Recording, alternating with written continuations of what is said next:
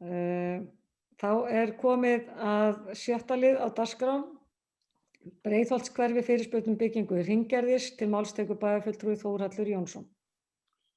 Forseti, ágætu bæjarfulltrúar, hér lagður fram 8. liður í fundargerð skipulagsráðs dagsetti 23. september 2020. Lögðu fram fyrirspurn Hestamannafélagsins Léttis dagsett 17. september 2020 byggingu á yfirbyggðu hringgerði í Breiðholtshverfi. Gert ráð fyrir að gerði geti verið allt að 18 metrar í þvermál og eru settar fram 3 möguleikar á staðsetningu.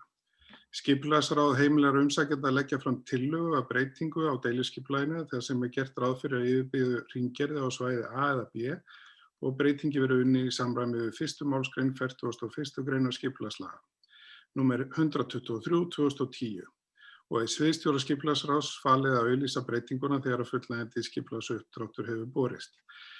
Þar sem deiluskipulagsbreytingu að ræða óskað eftir samþykki bæjarstjórnar í þessu máli. Það bæjarfulltrúi Þórhallur Jónsson lokið máli sínu. Orðið laust. Þar sem enginn hefur kvatt sér hljóðs, þeir sem geta samþykkt þessa deiluskipulagsbreytingu gefið merki. Það 11.